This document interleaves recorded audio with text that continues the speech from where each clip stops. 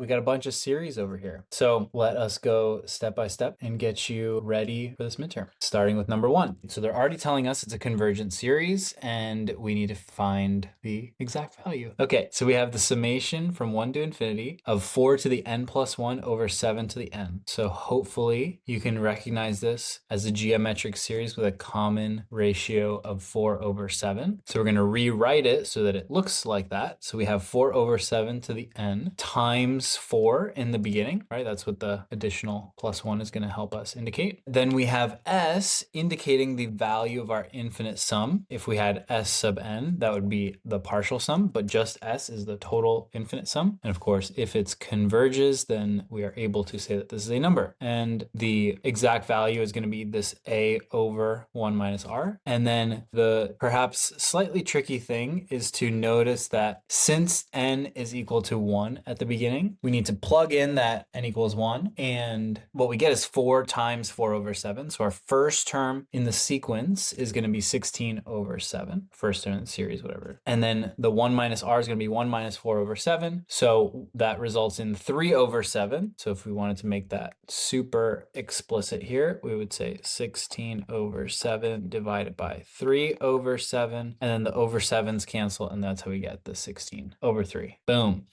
Money. On to the next. Now for these next few, it gives us pretty much free reign to use whichever test we want. So the key skill here is going to be recognizing which test is going to be the most useful. And obviously it helps to have the different tests handy in your mind or on some kind of list that you can match them to the correct forms. So definitely whenever you see this -1 to the n, that's going to be a telltale sign that we're going to likely use the alternating series test. And so the alternating series tests are pretty much identical to the integral test criteria, the conditions here. The slight distinction is that typically our terms in the series we list as a sub n, and indeed the overall terms would be classified as a sub n, but you can see what we have written here is that we're defining this b sub n to be whatever the absolute value of a sub n is. So technically b sub n is equal to absolute value of a sub n. So ignoring the alternating component here. And that's just more definitional, but it's also useful. So instead of writing these in terms of this right here, we could instead have just written b sub n greater than 0, and then limit as n approaches infinity of b sub n is 0. Okay, basically what are these conditions saying is that b sub n should be positive, so that's the greater than 0 part, right? So even though the terms overall are going to be alternating, we want the absolute value to be positive. Sometimes you won't even see this first one as a condition, just depends on what the teacher is teaching. But these next two are definitely mission critical here. One is that, again, this is approaching 0 as n approaches infinity. So pretty similar to like the test for divergence idea of that we want the nth term, also called the nth term test, that the nth term should be approaching 0. And then the final one is that in some places you will see that it's for all n. In some places you'll see that it's eventually that the successive terms should be decreasing. So we saw that with the integral test as well. So you may have an initial increase, but as long as it's decreasing over time, you're good to go. Generally,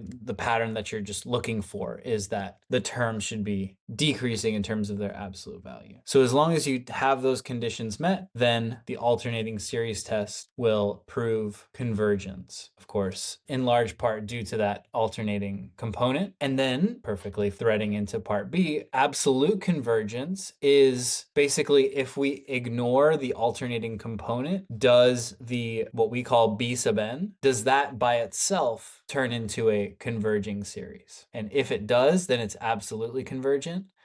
If not, then it's conditionally convergent on the alternating part. So there are situations where the alternating perhaps will help it converge faster, but that independently the b sub n series would converge as well. But let's see what we have here. So you can already see that I've said it's not absolutely convergent. And the reason why is that we are comparing, this is a comparison test, so to speak, that the n squared over n cubed minus 1 is similar to 1 over n, the series 1 over n. If we kind of ignore that, and then we're looking at the respective highest powers, it's indeed similar to 1 over n, which is a harmonic series which diverges. Cool. So the alternating harmonic series does converge, but just the harmonic series by itself diverges. So this would be a conditionally convergent alternating series. All right, that's number 2. Number 3, once again, we get to choose which test we want to apply, and they want us to state which test we're applying. All right, we do have an alternating aspect here. Now our b sub n is this 2 to the power of 1 over n. One of our conditions is that that nth term should be approaching 0. So as we increase n to infinity, we get 1 over large number within the exponent, within the fraction of the exponent. So 1 over a really big number is going to be approaching 0. So it's approaching 2 to the power of 0, which is going to be 1. So we could even make that explicit there. Something like that. Kind of just a semantic distinction here that sometimes you can say that it like fails a certain test, but this technically passes the test for divergence in the sense that it aligns with the test for divergence, but we would say that it diverges based on the test for divergence. Or you can say the nth term test, or that it fails the condition of the alternating series test. I would, if I were the instructor, I would accept that. Fails the condition of alternating series test that b sub n, or rather limit as n approaches infinity of b sub n is equal to 0. Okay, that works. Next one, 2n plus 1 to the n over n to the power of 2n. You can see that I've written the root test here. Whenever you see the power of n in an exponent, top and bottom, that's going to be a signal that you look for the root test. When I was first looking at it, I actually went to the ratio test first, which technically is possible, but way too complicated and just straightforward that when you see the n in the exponent, top and bottom, if it's a fraction, go for the root test. Ratio test generally is going to be when you do have some sort of fraction with n in the top and bottom. The dead giveaway for ratio test is whenever you have a factorial. Ratio test is super helpful. Again, ratio test possible, but you get like e or an e to the negative 2 as part of it, and it's just way not simple. The root test, very simple, and it is this that we want to do limit as n approaches infinity of our, I'll write out the kind of form of it, limit as n approaches infinity, the nth root of a sub n, right? So where the a sub n is just this guy. We want this to be some constant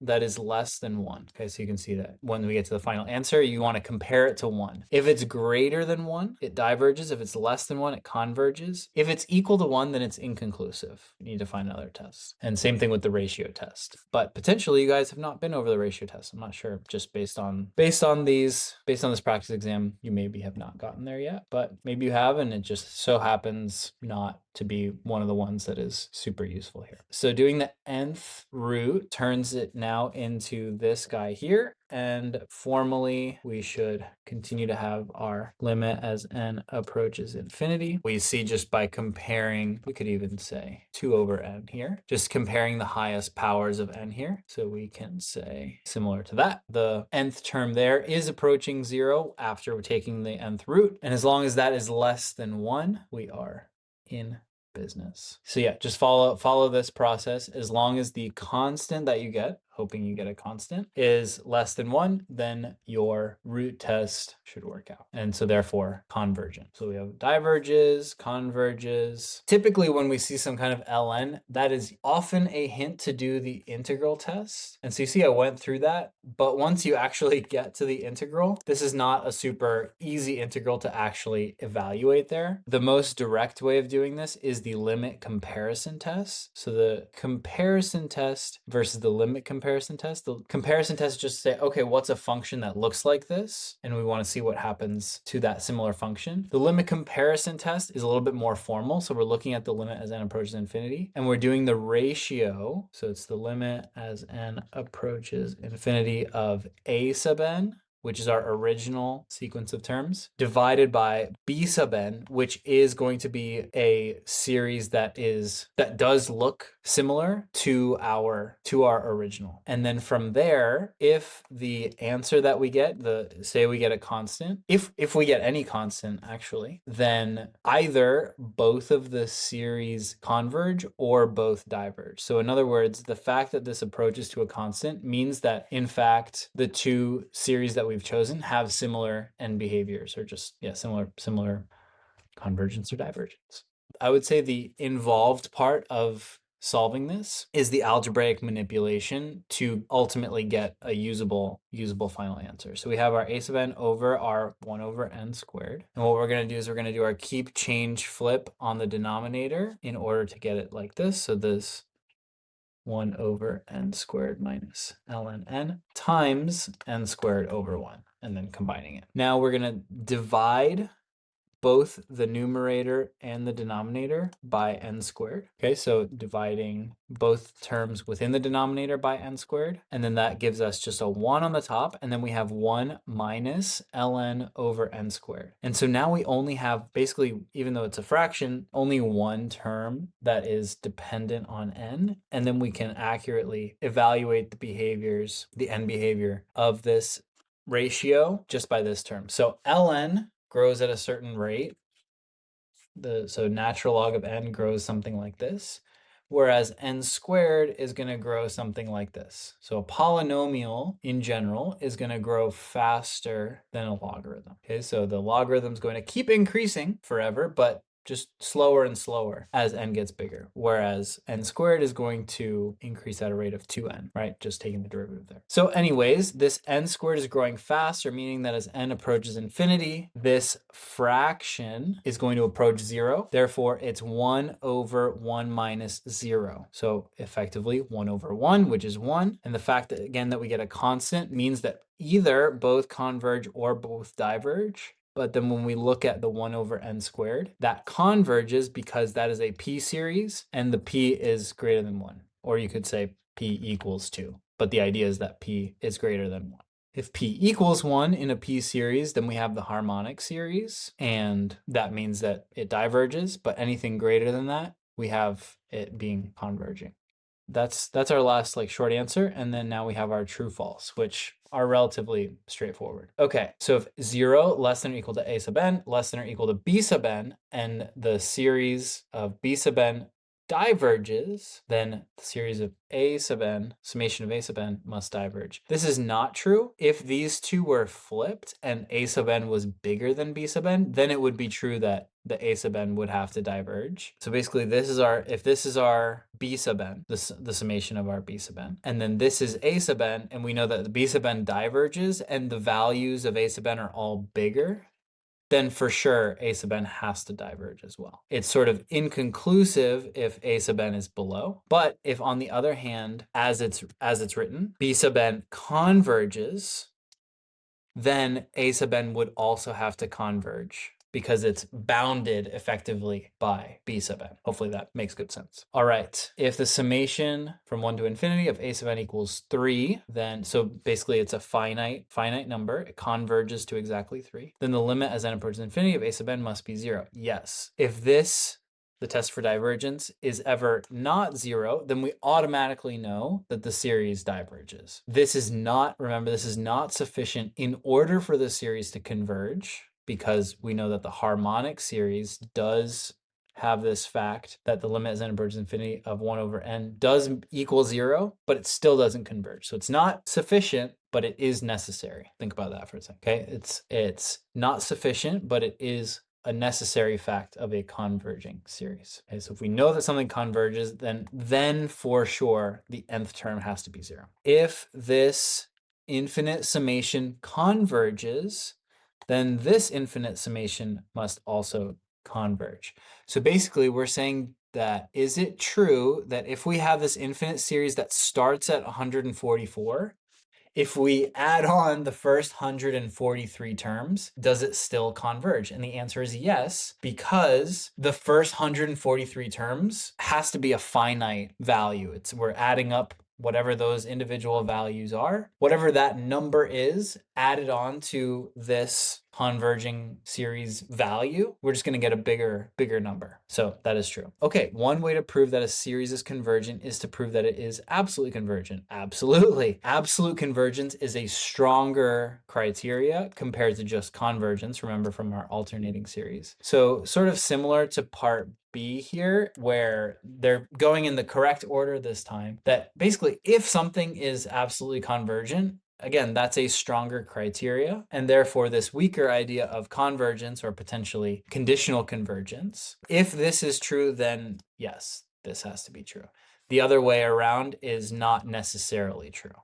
That's kind of what we're looking at, right? If a series is convergent, that doesn't necessarily mean it's absolutely convergent, and we saw that in number 2. If you have any questions, let me know. I hope all your studying goes great, and until next time.